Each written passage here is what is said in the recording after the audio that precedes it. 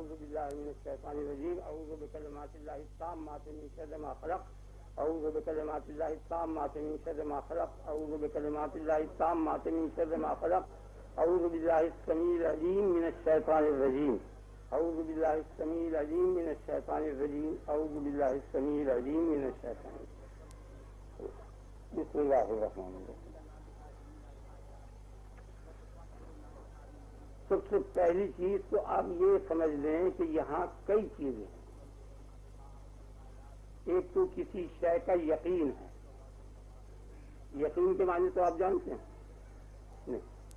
یقین کہتے ہیں اس التفات کو، اس اعتقاد کو، ذہن کے اس رجحان کو کہ جو صدق یا کذب میں سے کسی ایک جانب ہو اور واقع کے مطابق ہو اور ٹوٹ نہ سکے. مثلا حکایت ایک ذہن میں آئی آپ کے، ایک قضیہ، ایک جملہ خبریہ ذہن میں آیا.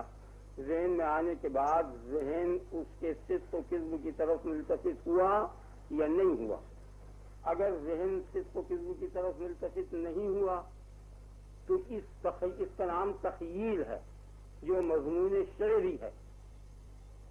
شعر کا مضمون یہی چیز ہے کہ حکایت ذہن میں آئے اور ذہن اس کے صدق و کذب سے بحث نہ کرے، التفات نہ کرے.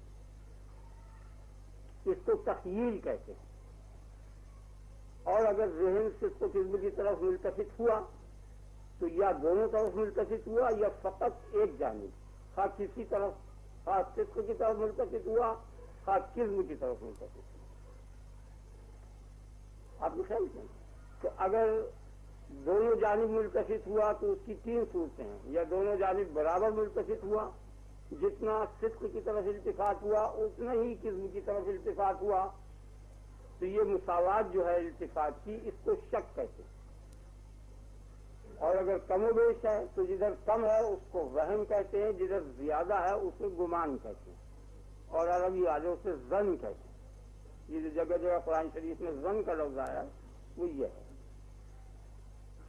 اور اگر ایک ہی طرف التفات ہے یک طرفہ، تو اس یک طرفہ التفات کو جزم کہتے ہیں، قطع کہتے ہیں کہ یہ بات قطعی ہے، جزمی ہے، حتمی ہے. آگے نا اس کا جامع نام قطع ہے، جزم ہے، حتم ہے. اس کی بھی تین قسمیں ہیں کہ یہ یک طرفہ التفات واقع کے مطابق ہے یا نہیں، یعنی واقع میں وہ بات سچی تھی اور یہ بالکل کذب سمجھ گیا، شاید یہ صدق کا نہیں ہے. یہ واقع میں جھوٹی تھی بالکل اور یہ بالکل سچا سمجھ گیا، یہ سچی تھی بالکل جھوٹا سمجھ گیا. تو یہ معنی واقع کی مخالفت کی کہ یک طرفہ التفات تو ہے مگر واقع کے خلاف ہے.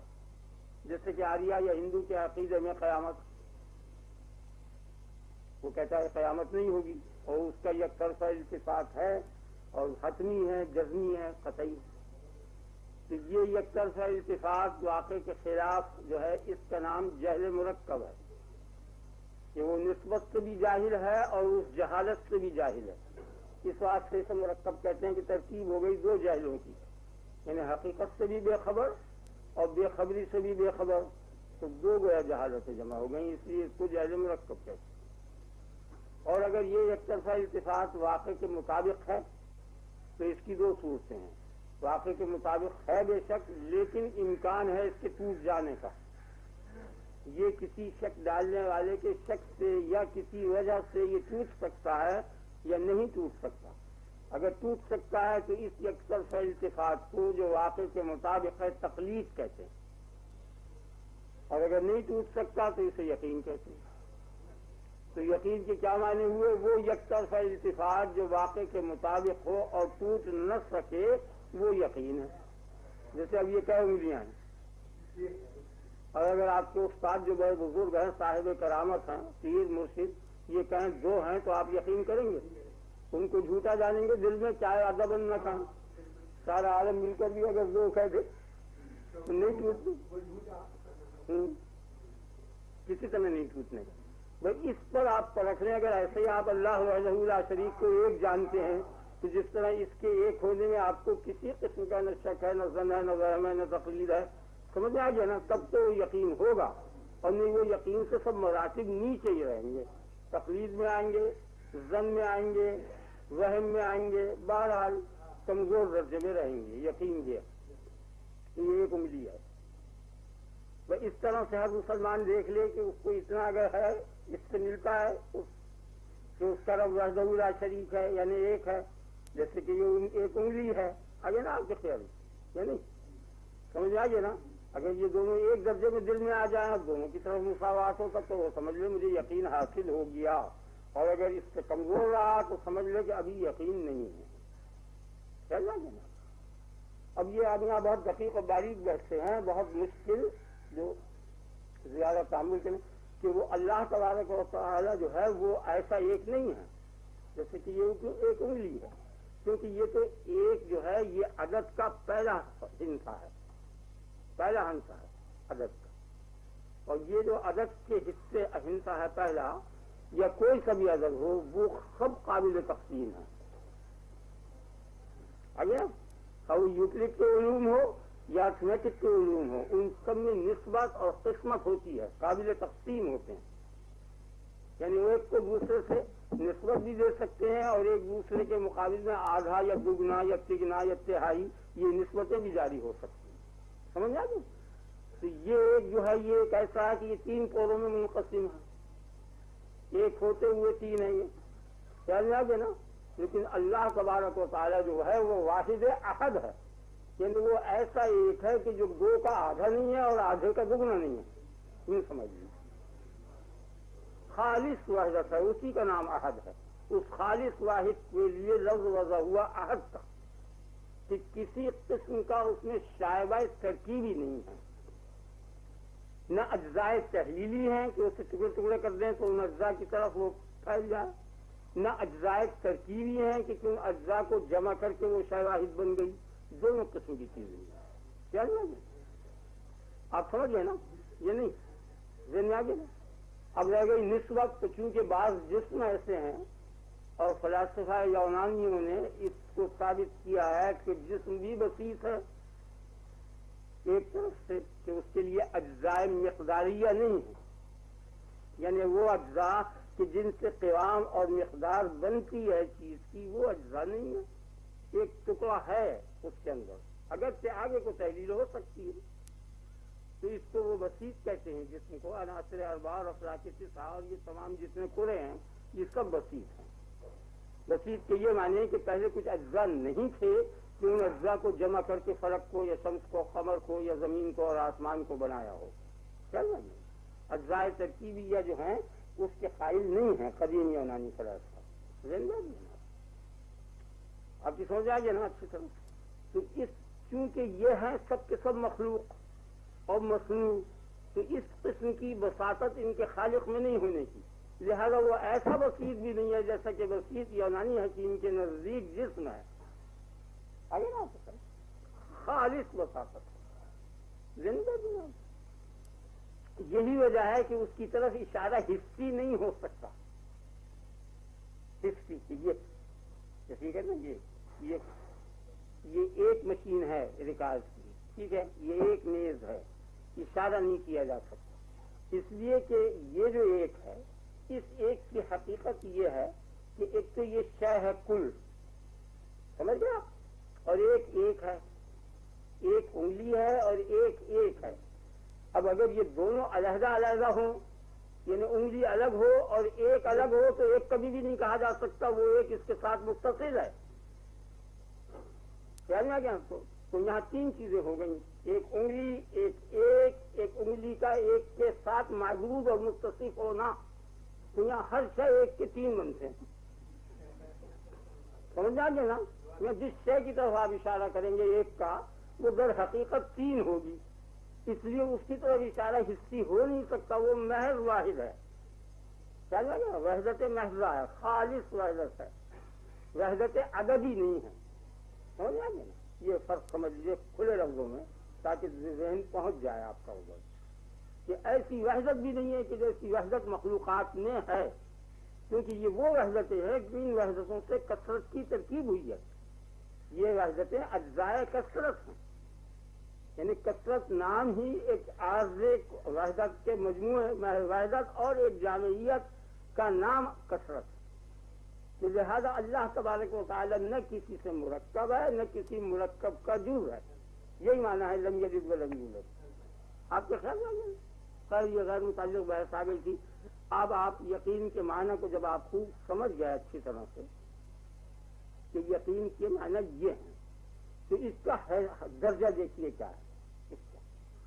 اب جتنے حضرات یہاں بیٹھے ہوئے ہیں یہ سب تعلیم یافتہ ہیں، خیر یہ تو جانتے ہی ہوں گے صدر ایوب کو، لیکن آپ پاکستان کے جتنے بھی افراد ہیں تو سب سے آپ پوچھیں کہ تم جانتے ہو تو وہ کیا کہیں گے؟ سب جانتے ہیں، گاؤں کے لوگ سب بھی جانتے ہیں، عورتیں اور بچے بھی جانتے ہیں، یہ نہیں حالانکہ انہوں نے کسی نے بھی نہیں دیکھا، بہت تھوڑی سی جماعت ہے جنہوں نے دیکھا ہوگا، بہت ہی اقلیت، بہت بڑی اکثریت صدر ایوب کو جانتی ہے، اور ایسا ہی جانتی ہے جیسے کہ یہ ایک انگلی ہے، اتنا ہی یقین ہے ہو سکتا ہے کہ اس میں شبہ ہو ضعیف البصر کو کہ ایک کے دو نظر آ جائیں، یا احول چشم کو کہ جو بھینگا ہو وہ ایک کے دو دیکھ لے، لیکن صدر ایوب کے یہاں والی ہونے کا کسی ایک فرد کو بھی شبہ نہیں ہے، نہیں آیا وہ فرد، ہاں اس کو بھی یقین ہے، اس سے یعنی حصی یقین سے بھی زیادہ یقین ہے، ہر شخص کو یقین ہے، لیکن وہ اس سے کوئی کام نہیں لے سکتا، بات نہیں کر سکتا، کوئی فائدہ نہیں اٹھا سکتا، یقین سب کو ہے۔ تو اگر آپ حضرات کو سب کو مجھ کو یہ یقین ہو جائے کہ میرا رب ہے، اور کم سے کم اس درجے کا یقین ہو جائے جس درجے کا صدر ایوب کا یقین ہے، خیال آ گیا نا، تو اس وقت تو ہم مشرک ہوں گے کہ ہم کو اس کا اتنا علم ہے جتنا اس کا صدر کا علم ہے۔ اب بھی در حقیقت وحدت نہیں ہونے کی، مساوات ہوگی نا علم میں، آپ کی سمجھ آ گیا نا، یہ درجہ شرک کا ہے اور وہ غیر مفید ہے، کوئی فائدہ نہیں، یقین ہو گیا کہ ہے، لیکن باوجود یقین ہونے کے آپ اس سے کوئی تمتع فائدہ نہیں اٹھا سکتے۔ اب دوسرا درجہ تعارف کا ہے اور معرفت کا، یا کچھ ایسے لوگ ہیں، سب نہیں، مثلا میں نہیں پہچان سکتا، اور حضرات کچھ ہوں گے، سب نہیں، کچھ ایسے لوگ نکل آئیں گے کہ اگر وہ صدر کو دیکھیں تو یہ پہچان لیں گے کہ یہی صدر ہے، کوئی اور شخص نہیں ہے نا، لیکن ان حضرات میں سے جتنے یہ پہچانتے ہیں ان کو، ان میں سے بھی کوئی فائدہ اس سے نہیں اٹھا سکتا، کیا جائے گا نہ ایکسرے کر سکتا۔ تو یقین کے بعد دوسرا درجہ معرفت کا ہے، یقین کو 8 کروڑ کو ہے اور معرفت کم 10,000 کو ہے، فوج کے بہت بڑے حصے کو معرفت نہیں ہے، اور تاجر طبقہ اور یہ اس قسم کے جو لوگ ہیں ان کو بالکل نہیں، مزدوروں کو بالکل نہیں، سوائے سیاسی آدمیوں کے یا ایسے لوگوں کے جو حکومت سے وابستہ ہیں انہیں کچھ تعارف ہوگا، باقی لوگ پہچانتے ہیں۔ تو پہلا درجہ تو یقین کا ہے اور دوسرا درجہ معرفت کا ہے، معرفت میں صرف تمیز ہو جائے گی کہ یہ ہے یہ نہیں ہے۔ لم یکن لہ لم یلد ولم یولد ولم یکن لہ کفوا احد، اس آیت کے معنی صادق ہو جائیں گے کہ اس کی مثل، اس کی نظیر، اس کا ہمسر کوئی نہیں ہے، یہ بات معرفت سے حاصل ہو جائے گی کہ وہ غیر سے ممتاز ہو جائے۔ آپ کے خیال میں کیا؟ میرے خیال میں بہت صاف بات ہے، لیکن فائدہ اب بھی کچھ نہیں ہونے، ذہنی بیٹھ گیا نا، نتیجہ اب بھی کچھ نہیں نکلے۔ تو پہلا مرتبہ یقین کا اور دوسرا درجہ معرفت کا۔ اب تیسرا درجہ یہ ہے کہ ایک نائی ہے، حجام ہے، آگے نا مہتر ہے، دھوبی ہے، جو ان کے کپڑے وغیرہ دھوتا ہے، آپ سمجھ رہے ہیں، یعنی ہر وقت وابستہ ہے اس سے۔ اب وہ کسی دن وقت پڑھنا آیا، اس سے پوچھا گیا کیوں نہیں آیا، اس نے کہا میں تو جو بیمار اور اس میں ہوٹل میں رہتا ہوں، پانی میں بہ گئی، فلاں شخص نے قبضہ کر لیا، آپ میری کچھ امداد کیجیے، انہوں نے فوراً سپاہیوں کو بھیجا کہ جاؤ اس کو نکلواؤ، کون گھس گیا اس کے گھر میں ہے، یہ بڑے سے بڑا عالم فاضل وہ کام نہیں کرا سکتا جو کیونکہ اسے تعلق ہے، ذہن میں بیٹھ گیا نا، آپ کے خیال میں آ گیا، یعنی کہ دھوبی اور سقے اور خدمت گار جیسا بھی اگر تعلق ہو جائے تو بڑا وزیر، امیر، کبیر، عالم فاضل، مشرقی، مغربی سب ایسا اس کے آگے آ کر تعلق جس کو اپنے رب سے تو وہ عام گھٹی لوگوں کو ہوتا ہے، وہ سب گھٹی ہے، وہ اللہ کو لگا تو نہیں ہے، وہ سب گھرے کے لوگوں کو فلانے مفتی صاحب آئے، فلانے مولوی صاحب کھڑے کو فلانے کمرے میں بٹھاؤ، فلانے آ جائیں، فلانے پی ایچ ڈی، فلانے پروفیسر، فلانے وزیر بیٹھو، اور وہ ہر وقت آپ کے خیال میں آ جائیں۔ تو اصل چیز جو ہے وہ علاقہ ہے، اور یہ معرفت اور یقین جو ہے یہ دونوں نیچے کی چیزیں ہیں۔ خیال میں نا. تو اگر اپنے رب سے آپ علاقہ پیدا کر لیں تو ہر وقت ہر آن جو چاہے اس سے کام لے لیں. نہیں آیا وہ ہر وقت آپ کے لیے تیار ہے. چنانچہ صحیح حدیث میں آیا فرمایا رسول اللہ صلی اللہ علیہ وسلم میں، بلکہ شاید حدیث قدسی ہے کہ میں اپنے بندے کا ہاتھ ہو جاتا ہوں. میں اپنے بندے تو ان آنکھوں سے دیکھتا ہے، در حقیقت وہ خدا کی آنکھ سے ان ہاتھوں سے کام کرتا ہے، وہ خدا کے ہاتھوں سے کام کرتا ہے. اور یہ بات کیوں کر محض پر آتی ہے؟ فرمایا یہ نوافل سے آتی ہے. آپ سمجھ گئے نا، یہ نوافل جو ہیں ان سے یہ بات پیدا ہو جایا کرتی ہے تعلق کی. اور یہ حصی مثال سے بھی ثابت ہے. حصی دلالت بالکل کافی ہے اس کے لیے کہ جو لوگ ڈیوٹی پر اور اپنے فرائض کو انجام دیتے ہیں فیکٹری میں یا دکانوں پر یا دفاتر میں، وہ اپنے وقت پر آیا کام کیا اور چلے گئے، یہ تو وہ فرائض انجام دے دیا انہوں نے. لیکن بعض لوگ ایسے ہوتے ہیں کہ وہ فرائض انجام دینے کے بعد مالک کے گھر چلے جایا کرتے ہیں، ان کی بیوی بچوں سے پوچھتے ہیں کوئی سودا وغیرہ منگوانا ہے تو وہ ہم لا دیں، بچے کو بہلا دیں، اس کو لیے پھر رہے ہیں، کوئی سودا لا رہے ہیں، بچے کو بہلا رہے ہیں، کھلونے دلوا رہے ہیں اس کو. آپ سمجھ رہے نا. اور مالک یہ چیزیں دیکھ رہا ہے کہ فرائض کے بعد بھی یہ خیریت کر رہا ہے، تو کسی دن اگر وہ ڈیوٹی پر نہ بھی آئے تو ناراض نہیں ہوتا، غصہ نہیں کرتا. اگر ان حالات میں کچھ فرائض کر بھی ایسے لوگوں سے ہو جایا کرتے ہیں تو وہ قابل عتاب نہیں ہوتے. اگر کوئی شکایت بھی کرتا ہے وہ کہتا ہوں خیال میں آ گیا نا.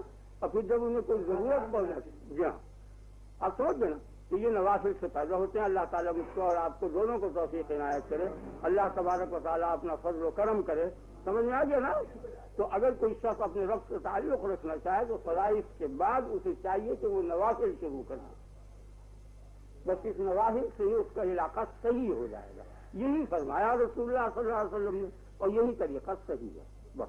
اور آخری طریقے پر بھی میں نے آپ کو اس کی مثال سے سمجھا دیا، بالکل کافی ہے. اور دوسرے طریقے پر بھی، اور کوئی ضرورت نہیں ہے بحث کرنی.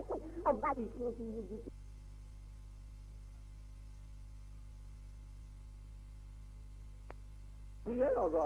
طریقے پر بھی، اور کوئی ضرورت نہیں ہے بحث تمیز کی اور باریکیوں کی. یہ جتنی تحقیقات ہیں کہ شاید 1/1000 بھی تو نہیں ہے ایسے لوگ جو دقیق باتیں سمجھیں. 1000 آدمیوں میں یا 16 لاکھ آدمی ہیں تو 1600 آدمی آپ کو نہیں نکلیں گے دقیق الفہم اس بستی کے اندر. اور مکلف سب کے سب ہے خدا کی معرفت کے ساتھ اور دین کے ساتھ، اور سب کے لیے وعدہ ہے جنت کا اور رضا الہی کا. خیال میں آ گیا نا. تو وہ شہر جس میں سب مشترک ہے وہ صرف یہ تعلق ہی ہو سکتا ہے. یہ باریکیاں اور یہ دلائل اور یہ عقلیات یہ نہیں ہو سکتا. یہ ضروری نہیں ہے. یہ خاص آدمیوں کے لیے ہیں، چند آدمیوں کے لیے. اس لیے یہ فرض کفایہ ہے. اگر شہر میں ایک بھی عالم ہے تو وہ کافی ہے، اسی سے پوچھ لینا. چل جاتا، کیونکہ منزل پر جانا مقصود ہے، منزل کا راستہ پوچھنا مقصود نہیں ہے. اگر یہاں ہم کو آنا مقصود ہے. یہ نہیں ہے کہ خالی پوچھتے ہیں آپ فلانا محل کہاں ہے، اچھا صاحب کی کوٹی کہاں ہے، پوچھتے رہیے صبح سے شام تک. تو جنون ہی جنون ہوگا. ایک دفعہ پوچھ چلے آئیے، ختم. معمولی سے پوچھ لیا پوچھنے والے سے، خیال آ گیا نا.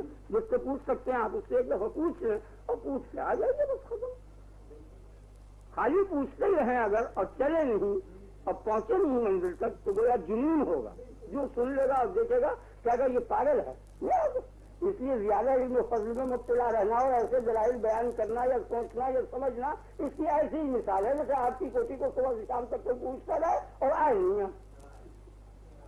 خیال آ گیا. تو یہ جتنے فلسفی ہیں اگر یہ حق پر ہو جب ان کا درجہ جنون کا ہے.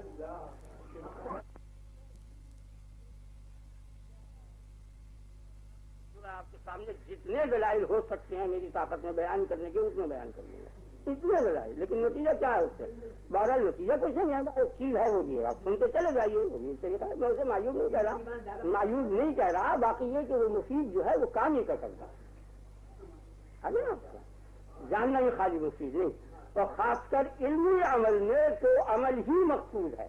اگر کوئی جاہل بیوقوف آدمی ہو اور اس کو یہ نہ معلوم ہو کہ صدق جو ہے اچھی چیز ہے اور کس بری چیز ہے اور بولے سچ تو نفع بخش ہوگا نا. اور اگر عالم ہو تمام اس کی خوبیوں سے واقف ہو صدق سے اور پھر جھوٹ بولے تو نقصان ہی پائے گا نا. تو علم العمل میں علم جو ہے مقصود نہیں ہے، عمل مقصود ہے. اور میں کون ہے جو علم ذات و صفات کا طالب ہو؟ عمل ہی عمل ہے، امر نہیں ہے.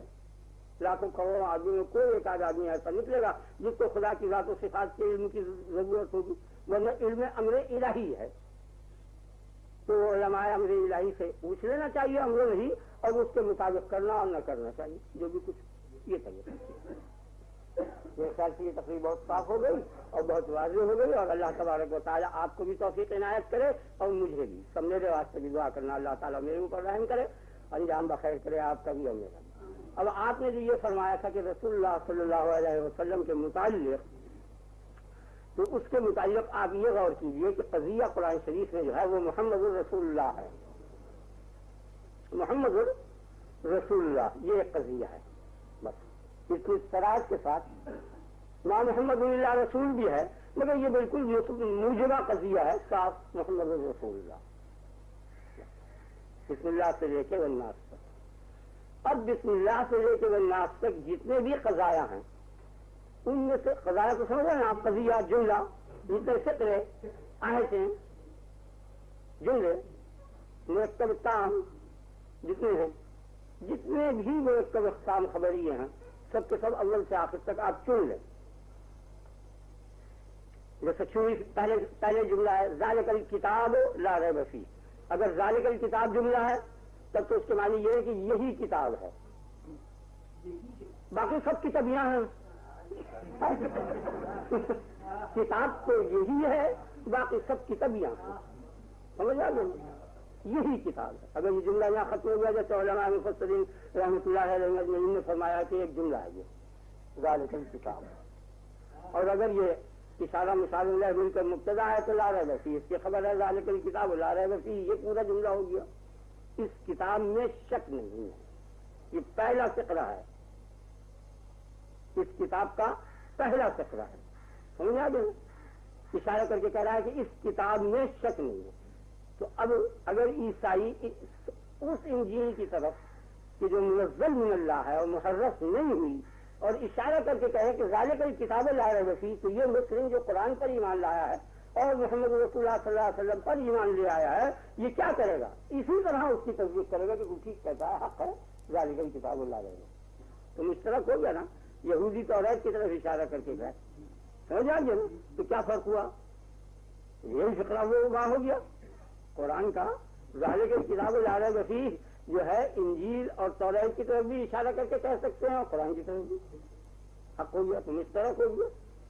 لیکن مسلم، یہ قرآن کا ماننے والا مسلم اور وہ سب کافر دونوں، یہ نہیں، تو اس فکرے کو کہتے ہوئے جو آپ کہہ رہے ہیں، نہیں ہے آپ کے ساتھ، آپ سمجھ رہے ہیں نا، آپ کہہ رہے ہیں کہ انجیل میں شک نہیں ہے، توریت میں شک نہیں ہے، خیال ہے نا، اور یہی بات وہ کہہ رہا ہے کہ انجیل میں شک نہیں ہے، توریت میں شک نہیں، تو اس صورت میں آپ اس کو کافر کہہ رہے ہیں، سوائے اس بات کے کہ اس فکرے کے تینوں مشترک ذہن بیٹھے نا، نہیں سمجھا؟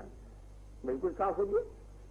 تو معلوم یہ ہو گیا کہ یہ جو ہے اسلام نہیں ہے، ذالک الکتاب لا ریب فیہ جو ہے یہ اسلام نہیں ہے، کیونکہ یہ مشترک ہے یہودیت میں اور عیسائیت میں، یہ انجیل اور توریت دونوں میں مشترک ہے، مطلب یہ، اور اسلام جو ہے یہودیت اور عیسائیت میں مشترک نہیں ہے، اور قرآن کی یہ آیت مشترک ہے، یوں لیجیے، یہ مشترک، آپ سمجھ گئے نا، یہ مشترک ہے اور اسلام مشترک نہیں ہے، تو مشترک ایک جگہ تو نفی میں آیا ہے اور ایک جگہ اس بات میں آیا ہے، اسلام مشترک نہیں ہے، یہ تو نفی میں آیا ہے، اور یہ فقرہ، یہ کتاب اس میں شک نہیں ہے، آپ سمجھ گئے، یہ اس بات میں آیا، سمجھ آ گیا نا؟ تو یہ آیت جو ہے یہ مشترک اور اسلام مشترک نہیں، تو معلوم ہوا کہ یہ آیت جو ہے اسلام نہیں، یہ آیت جو ہے اسلام نہیں ہے، کیونکہ یہ آیت تو تمام انبیاء علیہ السلام کے صحیفے جو ہیں ان سب میں مشترک ہے، خالی اسلام نہیں ہے، اور تمام انبیاء کے جتنے مذاہب ہیں ان کی طرف آپ اشارہ کر کے کہہ رہے ہیں یہ کل کافر ہیں ہمارے والا، اور جب تک غیر الاسلام دین فلن یقبل منہ، وہ نامقبول ہے، مردود ہے، ٹھیک ہے؟ تو غیر اسلام والے بھی یہ کہہ رہے ہیں کہ اس کتاب میں شک نہیں، تو معلوم جو، اور آپ بھی کہہ رہے ہیں کہ اس کتاب میں شک نہیں ہے، تو دونوں متفق ہو گئے شک نہ ہونے میں، اور اسلام میں دونوں متفق نہیں، کیا نہیں ہے نا؟ تو اس چیز میں متفق اور اس میں متفق نہیں، تو اس میں متفق ہونا ایک کے لیے ثابت اور ایک سے مطلوب، تو دونوں آپس میں ایک دوسرے کو مطلوب ہو گئے، تو معلوم ہو گیا کہ اسلام جو ہے یہ نہیں، ہدی للمتقین، یہ انجیل کی صفت ہے، ہدی للمتقین، انجیل بھی ہدن للمتقین فیہا ہدن و نور، اس میں ہدایت ہے، نور ہے، توحید۔ قل فاتوا بکتاب من عند اللہ هو اہدی منہما من القرآن و من التوراۃ۔ تو پھر کہاں رہا یہ اسلام؟ یہ تو یہودیت ہوئی، خلاف میں آ گیا نا۔ قل هو اللہ احد، اللہ احد، کتنا وسیع استقرار ہے نہیں؟ تو ہندوستان کے خدماء اور یہ سمیہ وغیرہ یہ جتنے ہیں، یہ اتنی توحید کے قائل ہیں کہ اشارہ ہسکی سے ہاتھ تک کو چکا دیا کرتے تھے، یوں ہاتھ اٹھا کر اس درجے یہ زبانی سے نہیں کہتے تھے، دلی میں نہیں تھا، بلکہ آگوں کو خوش کر دیا کرتے تھے اتنے مواحد۔ جتنی کشتیں لگانے والے جو ہیں یہ سخت ترین منکر ہیں نبوت کے، مگر توحید کے اتنے قائل ہیں جتنے ہم قائل ہیں۔ یہ جس دن کے 3 نشانیاں لگے ہوئے ہوتے ہیں۔ ہندوستان میں دیکھا ہوگا نا آپ نے ہندوؤں کو، وہ نبوت کے تو ہیں بالکل منکر، اور توحید کے اس درجے شدید قائل ہیں جتنے کہ اہل اسلام قائل ہے۔ تو توحید مشترک ہو گئی تمہارے، اور اب وہ مسلم نہیں ہے، مواحد ہیں، مسلم نہیں، اور ہم مسلم ہیں، تمہاری وہاں تو مسلم اور چیز ہے، مواحد اور چیز ہے۔ نبوت کے سخت ترین منکر ہے۔ نبوت کی بات یہ کہتے ہیں کہ نبوت جو ہے وہ زحمت ہے، زحمت نہیں ہے، زحمت ہے۔ معاملہ نبوت جو ہے وہ زحمت ہے، کیونکہ نبی کے آنے کے بعد، نبی کی بعثت کے بعد اگر کوئی نبوت کا انکار کرے گا تو جہنم میں جائے گا۔ تو اس لیے، اور اگر نبی نہ آئے تو پھر کوئی جہنم میں واسطہ ہی نہیں رہا۔ آپ کے خیال آئے گا؟ آیت میں ابھی خیال کر کے پڑھ کے سنا دیں تو میرے خیال میں دماغ کی کمزوری کی وجہ سے یاد نہیں آ رہی۔ اس آیت کا مضمون یہی ہے جو میں نے آپ کو اردو میں بتا دیا۔ جب تک ہم رسول نہیں بھیج لیتے اس وقت تک ہم عذاب نہیں کرتے، عذاب نازل نہیں ہوتے۔ تو رسولوں کا آنا باعث عذاب ہو گیا۔ اگر رسول نہ آتے تو سب کے سبھی غیر معذب ہوتے۔ یہ ان کی دلیل ہے، چلنا جو اور اللہ تعالیٰ کیونکہ رحیم ہے، اس سے ایسا فیل سرزد نہیں ہو سکتا جو رحمت کے خلاف ہو، اس لیے ایسا وہ فیل نہیں کرنے کا جو قوم کے لیے یا لوگوں کے لیے باعث عقاب اور عتاب ہو، اور نبوت باعث عقاب اور عتاب ہے، اس لیے وہ کبھی نبی کو نہیں بھیجنے کا۔ ہاں وہ ویسے شریک ضرور کرتا ان کی دلیل ہے، چلنا جناب اب سمجھ گئے یہ تین، کیونکہ خدا تعالیٰ سے ایسا فیل سرزد نہیں ہو سکتا جو لوگوں کے لیے دکھ کا باعث ہو۔ باقی یہ اصول غلط ہے ان کا، اس لیے کہ موت جو ہے بہرحال ہر پیدا ہونے والے کے لیے موت لازمی ہے۔ جو آیا ہے وہ دلیل ہے اس بات کی کہ وہ جائے، پیدا ہونا ہی علامت ہے جانے کی، مرنے۔ تو اگر رحمت کی یہ معنی ہو کہ تکلیف نہ پہنچے تو پیدائش کا سلسلہ ہی بند ہو جائے، کیونکہ لازمی مرض الموت میں مبتلا ہوگا اور لازمی مرے گا۔ پیدا ہونے میں اتنی خوشی نہیں ہے جتنے کہ مرنے میں رنج ہے، پیدا ہونے میں اتنی مسرت اور راحت نہیں ہے جتنا کہ مرنے میں دکھ ہے۔ اور یہ حکیم کی شان سے بالکل بعید ہے کہ ایسا فعل ہو، تو لہٰذا تمام خلائق کا پیدا کرنا ہی آباد ہو جائے گا اگر آپ کے خیال۔ اور اگر یہ کہا جائے کہ اس میں کوئی حکمت ہے تو انبیاء کے بھیجنے میں بھی کوئی حکمت ہے، لہٰذا ان کا وہ اصول بالکل غلط ہے۔ آگے آپ کہ ہندوستان کے جو مواحد ہیں ان کا، تو اب توحید کا مسئلہ آ گیا، کتاب کا مسئلہ آ گیا۔ کتاب کے تمام مضامین لے جائیے، 2 لائنوں میں آئیں گے، اعتقادیات میں اور عملیات میں۔ اعتقاد کے جتنے اجزاء ہیں سب لے لیجیے، خدا وحدہ لا شریک ہے اور مسلم نہیں، نبوت کا مقر مسلم نہیں، یہ تمام جتنے ہیں یہودی اور عیسائی سب نبوت کے قائل ہیں اور سب غیر مسلم ہیں۔ روز جزا کا اقرار یہ نہیں، یہ تمام اس بات کے قائل ہیں۔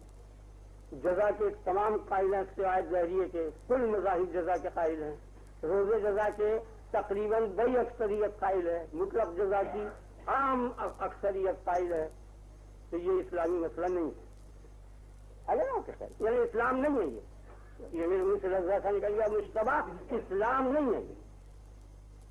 ہر جس کو آپ دیکھ جائیے، چاہے جس آیت کی طرف لے جائیے آپ اعتقاد کے مسائل کے اندر، ہر ایک عقیدے کا مسئلہ جو ہے وہ قرآن میں جو موجود ہے وہ تمام دنیا کے مذاہب میں سب جگہ یا بعض جگہ یا ایک جگہ ضرور مل جائے گا۔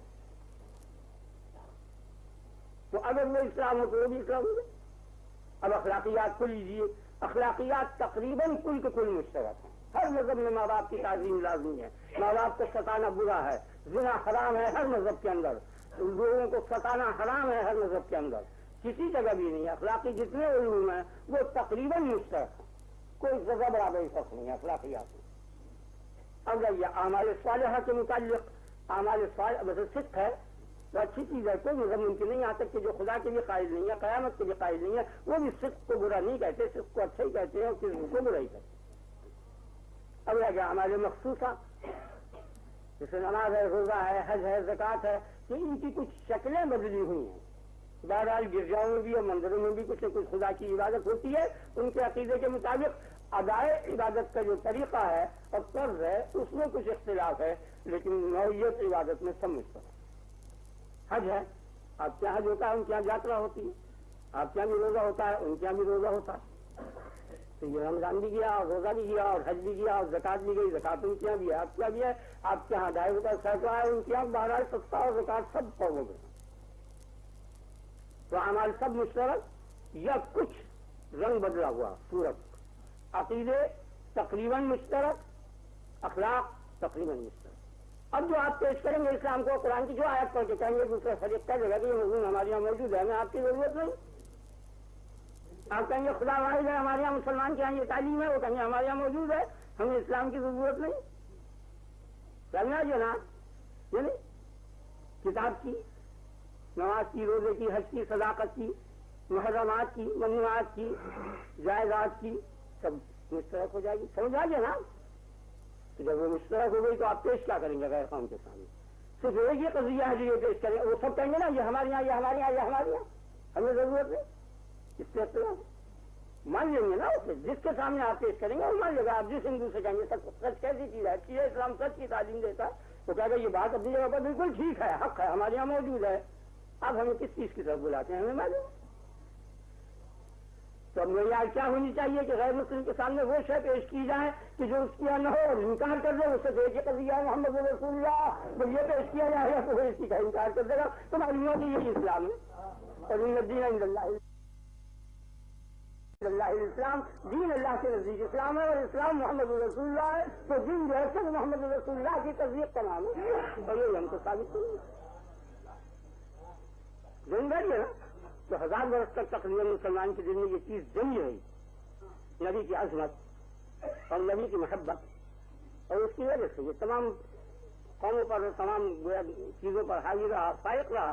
اب یہ بتدریج آہستہ آہستہ کم ہوتی جا رہی ہے۔ خیال ہے نا، مسلمان کے دل میں نبی کی عظمت اور محبت جو تھی در حقیقت وہی ایمان تھا اور کوئی شے نہیں، وہ تو اس کے بعد پھر عمل کرے گا، تو محبوب ہے کبھی کرے گا، اس کے خلاف یہ بیشتر لازمی ہے اس کے لیے کہ محبوب کی اطاعت کرے، اگر معظم کی اطاعت کرے۔ اس لیے قضیہ محمد رسول اللہ جو ہے اصل عبادت اسی اسلام اسی چیز سے ہے، اور اس قضیے نے جس قضیے کی تائید کر دی ہے اس بنا پر مقبول ہے، قطعاً اگر اس سے مقبول نہیں ہے یہ ہے جدید بات، نہیں سمجھے؟ اگر توریت سے ثابت ہو جائے کہ حج اچھی چیز ہے، یہ صدق اچھی چیز ہے تو نامقبول، ابراہیم خلیل اللہ کے صحت سے ثابت ہو جائے نامقبول، نیت سے ثابت ہو جائے نامقبول، جب تک کہ محمد رسول اللہ صلی اللہ علیہ وسلم تصدیق نہ کر دیں کہ صدق اچھی چیز ہے، میں ان کے کہنے سے صدق اچھی چیز ہے، اس بنیاد پر یہ اسلام ہے، اس سے قدم رہ کر کے یہ غیر مسلم، یہ قضیہ سب کو لیے گا۔ محمد رسول اللہ صلی اللہ علیہ وسلم نے یہ فرمایا کہ خدا ایک ہے، ان کے کہنے سے اس کو تسلیم کیا گیا ہے اس عقیدے کو، اگر وہ نہ کہتے تو ایک تو بولنا ہوتا، ان کے کہنے سے عیسیٰ علیہ السلام کی نبوت کو تسلیم کیا گیا ہے، ان کے کہنے سے عیسیٰ علیہ السلام کی نبوت کو تسلیم کیا گیا ہے، اگر کوئی براہ راست ان کی نبوت کو تسلیم کرے گا تو وہ عیسائی ہے، وہ یہودی ہے، وہ مسلم نہیں، اور اگر محمد رسول اللہ صلی اللہ علیہ وسلم کے کہنے سے ان کی نبوت کو تسلیم کر لے گا تو بے شک مسلمان ہے۔ انہوں نے کہہ دیا قیامت آئے گی، مجرد ان کے کہنے سے اس بات پر ایمان لے آیا، اور ٹھیک ہے قیامت یوں آئے گی کہ اس کو محمد رسول اللہ نے فرمایا، نہیں آیا کسی نہیں کہ کسی اور شراب حرام صرف اس لیے ہے کہ محمد رسول اللہ نے اس کو حرام کیا ہے، اگر کوئی اور حرام کرے نہیں آیا کہ تو وہ حرام نہیں ہے، اسے حق سے حرام نہیں، یہ چیزیں اس لیے کل انہوں نے یہ کہہ دیا قرآن آسمانی کتاب ہے، ان کے کہنے سے آسمانی کی تعریف کو تسلیم کیا گیا، اور یہ کہہ گیا یہ میری کتاب ہے، یہ میرا قول ہے، ان کے کہنے سے اس کو حدیث مان لیا، ان کے کہنے سے اسے قرآن مان لیا، میں شناخت کی ہے میں اس کی مجرد ان کے بیان کی ضرورت تو قرآن کا قرآن ہونا بھی تو ان کے کہنے سے مانا گیا ہے۔ اور یہ کتنی الٹی بات ہو رہی ہے کہ جو ہے نبی صلی اللہ علیہ وسلم کی فضیلت قرآن سے ثابت چلا ہے، اگر ہوا ہے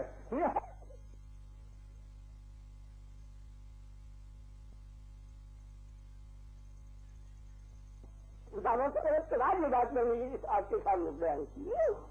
وہ جن آیتوں سے وہ فضیلت بیان کر رہے ہیں وہ تو جب قابل اطمینان ہوں گے کہ جب وہ آیتوں کی تصدیق ہو جائے، اس سے پہلے وہ بیان کرنے والے کی جب تک تصدیق نہ ہو اس کے کہنے سے وہ قول کیسے تسلیم کیا جائے؟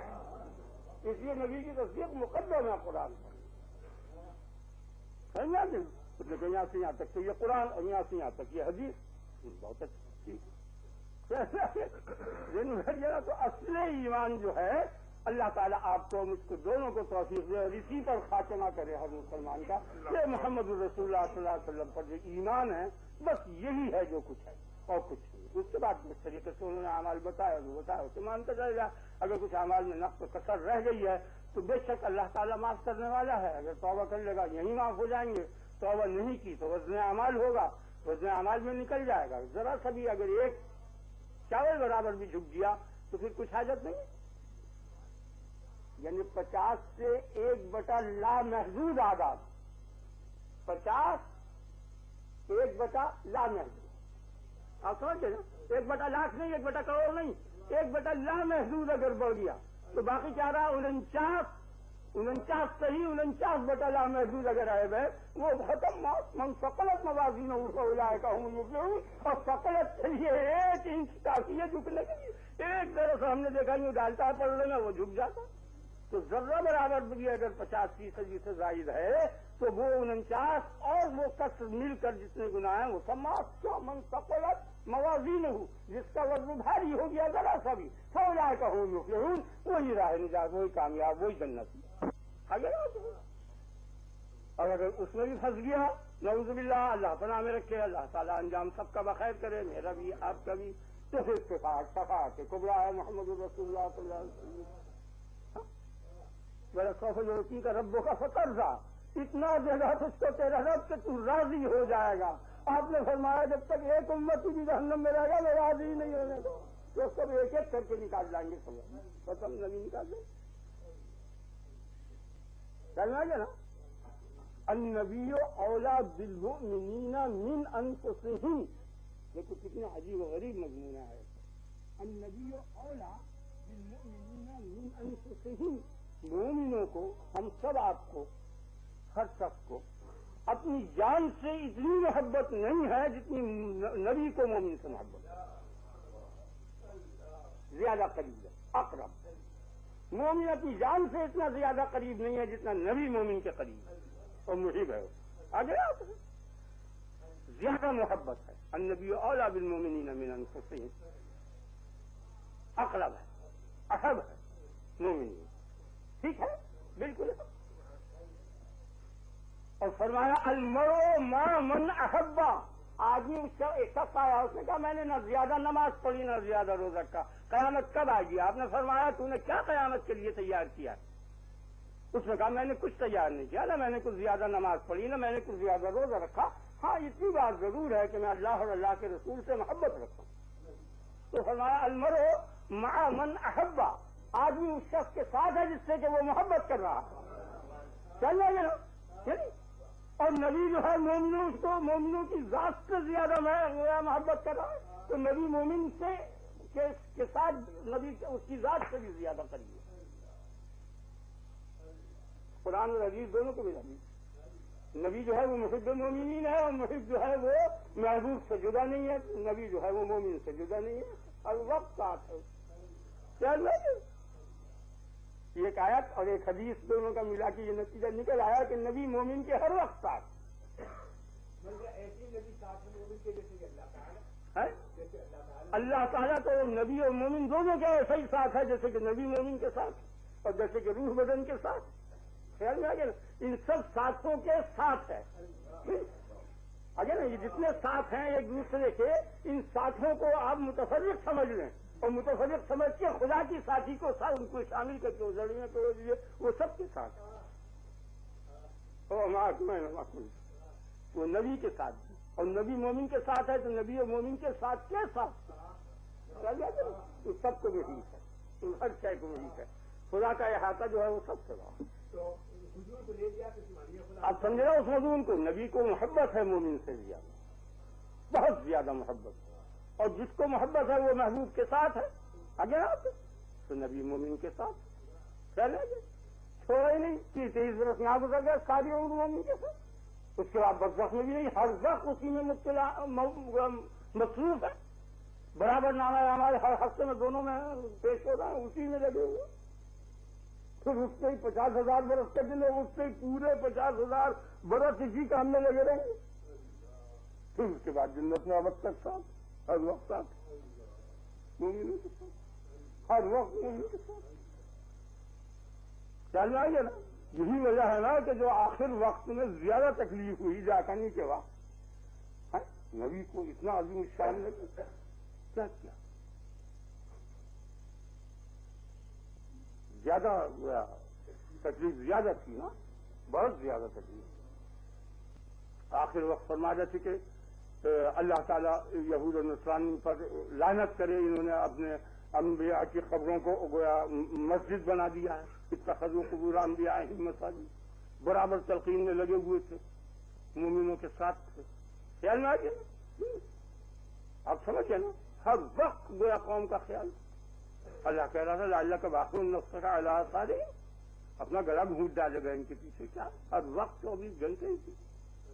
ان کو امتی اگر ممانعت نہ ہو تو وہ خدا کی یاد بھی نہ کریں، امتی کے پیچھے پڑ رہے نہیں آیا، جس جگہ ممانعت نہ ہو کتنا ساتھ ہے، کتنا اس نبی کو محبت ہے، ایسا کوئی انسان دنیا میں ہوا ہی نہیں، نہ ملک نہ جن نہ بشر، کوئی خدا کی مخلوق میں ایسی مخلوق نہیں ہے کہ جس کو دوسرے سے اتنا شدید ترین تعلق ہو جتنا کہ محمد رسول اللہ صلی اللہ علیہ وسلم کو اپنے امت سے، اتنا کسی کو تعلق نہیں، اور انبیاء کو بھی اتنا تعلق نہیں۔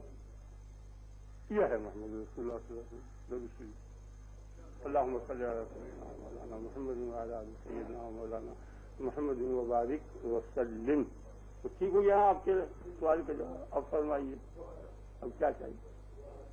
یہ ٹھیک ہو گیا نا یہ مسئلہ جو آپ نے پوچھا، اور آج وہ تفصیل کا کام تو رہ گیا کیونکہ وہ ذرا کچھ دماغ بھی خراب تھا، اور مضمون آپ نے شروع کرا دیا، وہ انشاءاللہ اگلے اتوار کو ہوگا۔ ہاں جی ہاں، کمزوری بہت ہے نا، اور دماغ سے حل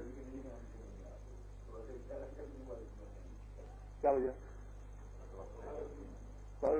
مسائل چلتے رہیں گے انشاءاللہ، اللہ تبارک و تعالیٰ۔ تو خیر یہ مسئلہ تو ختم ہو گیا، چیزیں یہ سننے کی تو بات ہو گئی، لیکن توفیق اللہ تعالیٰ مجھے بھی دے دے اور آپ کو بھی، ہم سب ایک ہی درجے میں ہیں، اکثریت، سب کو میں نہیں کہتا، بعض اللہ کے بندے خاص ہیں ان کو میں نہیں کہہ رہا، اصل چیز تو عمل ہے نا، ہاں، اور عمل کا وقت نکل جائے تو پھر وہ علم بیکار ہے، حسرت ہے، ندامت ہے۔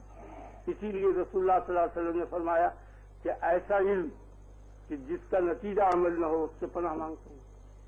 من علم لا ينفع، اللہم انی اعوذ بک من علم لا ينفع، جو نافع نہ ہو، نافع کے معنی عمل کرنا، اس پر تو عمل اس پہ شروع کر دینا چاہیے۔ جو چیز آپ یہاں سنیں کم سے کم درجے میں شروع کریں اور اس کی مداومت کریں، کیونکہ رسول اللہ صلی اللہ علیہ وسلم نے فرمایا ہے کہ افضل الاعمال ادومھا، بہت فاضل اور اچھا عمل وہی ہے کہ جو دائم ہو، کیا نہیں، اور ایک دفعہ بہت زیادہ عمل کر لیا اور پھر چھوڑ دیا تو وہ زیادہ اچھا نہیں ہے۔ سیلاب آتے ہیں میں نے دیکھا، اور وہاں جا کے ان جگہوں کو دیکھا، وہ جیسی تھی سیلاب کے بعد بھی ویسی دیکھی، کوئی فرق نہیں ہوا، لیکن صاحبان سے جو ایک ایک قطرہ ٹپکا تو اس نے پتھر کے فرش میں ایسے ایسے گہرے گھاؤ ڈال دیے، گہرے ڈال دیے۔ اس کے معنی یہ ہوئے کہ جو متواتر عمل تھوڑا سا بھی ہوگا تو وہ اثر کر جائے گا، اور غیر متواتر بڑا بھی عمل ہوگا تو وہ اثر نہیں کرے گا۔ تو اگر 2 رکعت کی اگر پابندی کر لی تو ایک دفعہ 1000 رکعت سے بہتر ہے، 1 پیسہ کی خیرات کی پابندی کر لی تو ایک دفعہ 1000 روپے دینے سے مل جائے گا۔ چلنا ہے نا، ایک دفعہ اللہ کہہ لیا تو وہ 1,00,000 دفعہ ایک دفعہ کہہ کے چھوڑ دیا، تو نہیں، روز ایک دفعہ اللہ کا یا رب اللہ۔ یہ ہم نے اس کی مثالوں میں دیکھ لیا کہ مداومت سے کتنا فائدہ ہوتا ہے اور غیر مداومت سے کتنا نقصان یا کم فائدہ. اگر ٹھیک ہو گیا نا، اور میں اس کو تھوڑا سا تاکہ ناراض نہ ہو ذرا سا شروع کر دیتے. میری دماغی حالت بہت خراب ہے اور کمزور ہو گئی. نہیں، دکھ بھی فضل ہے، دکھ بھی رحم ہے، سکھ بھی رحم ہے. کیونکہ اگر دکھ رحم نہ ہوتا، موت، دکھ، مفلسی، یہ تینوں چیزیں نقص ہیں نا، وہ اور تو کچھ نہیں. تمام مصائب کی جامعیت کیا ہے؟ موت، مرض اور مفلسی. اور کوئی چوتھا دکھ ان تین سے باہر نہیں آئے گا. سب چل رہے جھیل لیا ان تین نے، اور یہ تینوں انبیاء میں موجود تھے تو معلوم ہوا کہ یہ رحمت ہی رحمت ہے. اگر یہ آئے وہ نقص ہوتے تو نبی نہ مرتا، نہ بیمار ہوتا، نہ مفلس ہوتا. یہ نہیں. اور اس نے تو اور ترقی کی ہے، مگر وہاں اس کے جواب اگر آپ مجھے پوچھیں گے تو اس محفل کے خلاف ہے، میں جواب نہیں دے سکوں گا. تو کہتا ہے یطوفون بینہا و بین حمیم آن، اس گرم کھولتے ہوئے پانی میں یہ چکر لگائیں گے. یرسل علیکم شواظ من نار و نحاس فلا تنتصران، ان پر دھواں چھوڑا جائے گا اور شعلہ چھوڑا جائے گا اور اس قابل نہیں ہوں گے کہ کوئی ان کا مددگار نہ ہوگا. فبأي آلاء ربكما تكذبان. اب تم کس کس نعمتوں کو جھٹلاؤ گے؟ یہ تمام عذاب بیان کرتا چلا جا دیا ہے اور ان سب کو نعمتیں بتاتا چلا جا دیا. تو اس کا کام تو رحم ہی کرنے کا ہے. كتب على نفسه الرحمہ، اس کو تو عادت پڑ گئی ہے رحم کرنے کی. واجب اس سے کچھ نہیں ہے، اور جتنی دیر لگے گی عادت کو اتنی پختہ ہوگی. اور کیونکہ وہ ازل سے عادت پڑ چکی تو وہ قیامت تک اب جاتی نہیں لیا ہے. آپ کو سمجھ آئے گا وہ وقت تک کیا جائے گی جو ازلی عادت ہے وہ تو ابدی تک رہے گی. كتب على نفسه الرحمہ. ویسے لوگ سے جو ہے فرض کر لیے اس نے اپنے اوپر رحم کر. تو ہمارے یہاں کیونکہ ہمارے عقائد کے یہ ہے کہ اس قسم کا لفظ اللہ کی شان میں نہیں، عادت ہے، رحم کی عادت. اور چل نہیں سکتا، وجود ہو ہی نہیں سکتا بغیر رحم کا. ناممکن اور محال ہے، کائنات کا وجود ہی نہیں ہو سکتا بغیر اس کے کرم اور رحم کا. نہ بقا ہو سکتی ہے نہ ایجاد ہو سکتا ہے. ایجاد بھی رہے گا اور بقا بھی رہے گا. اب یہ کہ پھر لوگ گھبراتے ہیں اس کی کیا وجہ؟ پھر جب وہ رحمت ہے تو اس سے دعا مانگنی چاہیے کہ الہی موت دے، مفلسی دے، بیماری دے، ہڈی توڑ دے، کینسر دے، ہڈی پھوڑا دے، جہنم دے.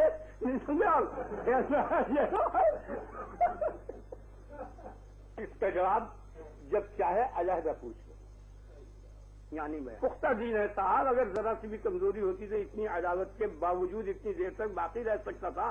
اتنی بے عملی ہوئی ہے 1000 برس میں، آپ کو اندازہ بھی ہے، اور اس کے باوجود باقی ہے. اس کی وجہ کیا ہے کہ وہ دین پختہ تھا، مذہب صحیح تھا، حق تھا، اس لیے قیامت تک رہے گا. ماننے والوں میں انقلاب ہو جائے گا، مذہب میں کوئی انقلاب نہیں. کیسے سے کیسے ہی شبہ ہو. لا یاتونک بمثل الا جئناک بالحق واحسن تفسیرا، لا یاتونک باعتراض وباشکال الا اعجبناک بالحق. کوئی اعتراض یہ ایسا نہیں کر سکتے جس کا حق جواب ہم نہ دیں. واحسن تفسیرا، اور بہترین انداز میں، بہترین پیرائے میں حق جواب ہم نہیں دے سکتے. کوئی دنیا میں اعتراض نہیں ہے. جتنے اعتراضات ہیں سب کا قرآن میں جواب موجود ہے. کوئی چیز ایسی. اللہ تبارک و تعالی مجھے توفیق دے تو میں آپ کو ایک ایک آیت نکال کے ہر شبہ کا کافر کے اور شیطان کے سب بیان کروں. پوری اس کتاب میں تمام اولین اور آخرین کے علوم جمع ہے، اور وہ میں تفصیلاً اپنے علم کے مطابق جو مجھ سے زیادہ لوگ جانتے ہیں وہ مجھ سے زیادہ بتائیں گے، جو ان سے زیادہ جانتے ہیں وہ ان سے زیادہ بتائیں گے. بہرحال جتنی مجھے معلومات ہے وہ میں ضرور بتاؤں. تو کوئی سوال نہیں ہے.